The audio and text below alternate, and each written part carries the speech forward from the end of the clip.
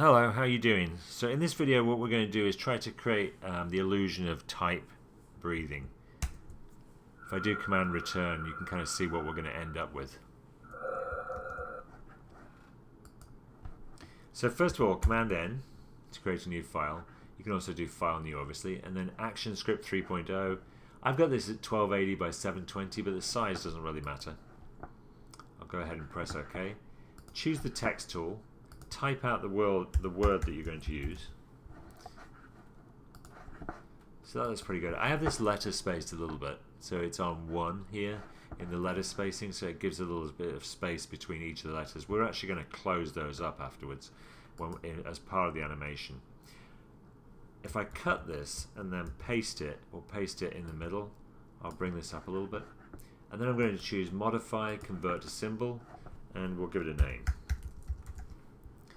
For this we want it to be a movie clip because I'm going to apply a blur filter a little bit later on, so I need it to be a movie clip. A graphic symbol won't allow you to apply filters. Press OK, and then we want to go inside that symbol, so if I double click on it, now we're inside it. I can do command B or modify break apart, and then once you've broken it apart you can right click on that and choose distribute to layers. You can see now in the timeline that I have all of these layers and each one is labeled with the letter. I'm going to delete that top layer, which is where everything was initially, but it's now empty. Once you've done that, I select all of the letters and break it apart one more time. So command B.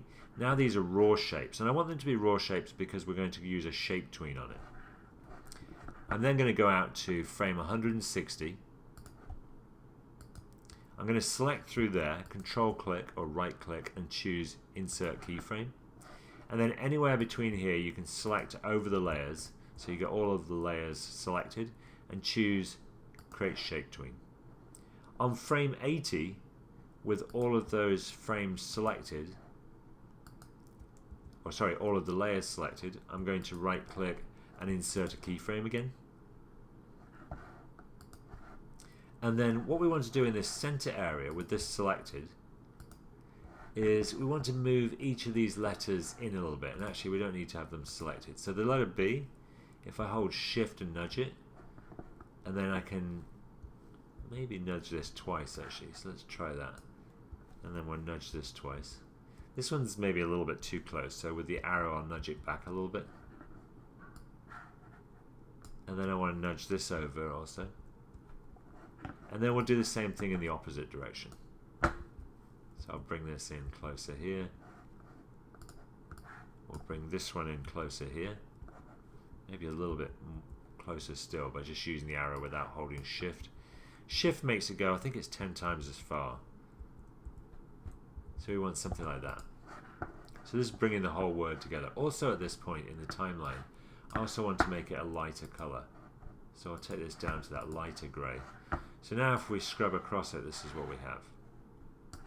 So this isn't the final result, but if I double click outside of it so that we're now back on the main timeline, we're going to add a little bit more in here. So first of all, I'm going to go out to frame 160 again. This time I'm just going to insert a frame, not a keyframe, but just insert a frame, and then select anywhere within this space actually, and right click and then choose create motion tween.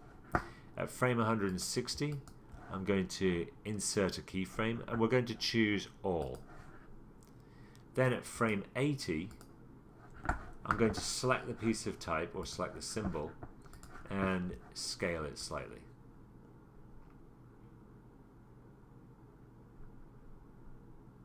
That's probably a bit too much, maybe around about there. Let's try what that looks like.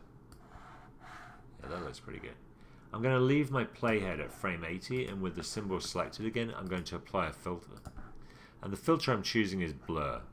I'm going to bring this up a little bit, change it to high quality.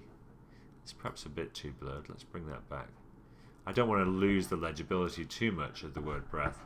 And then at the beginning here, I'll select this first keyframe, select the symbol again, and take the blur down to 0. Then at frame 160, I'll do the same thing. So select the symbol, bring it down to 0. So now what we've got is that. The last step is to add another layer, and on here I'll put the sound. So let's label that one sound, and we'll label the other one type. And then on the sound layer, with the first keyframe selected, I'm going to choose File, Import, Import to Stage, choose the file that I want to use for the sound, and then press Open.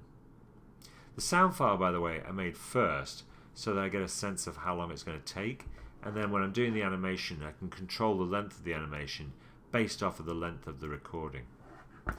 And then with the sound file over here, we've got it set to breath. Let's just do command return. Oh, I'm sorry. We've also got it set to sync, and it's set to stream.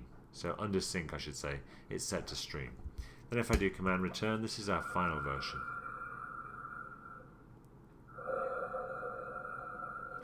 You could also, if you wanted to, go in and add some easing. So you could go in here, right click, or double click on it, I should say, so that you get this open up.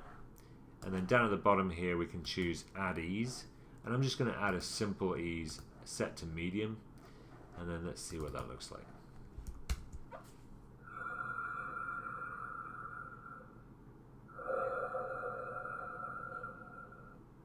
Doesn't look a lot different, but there we go. That's the finished version of it. So thanks for listening. I hope you enjoyed it. And if not, well, I apologize profusely. Goodbye.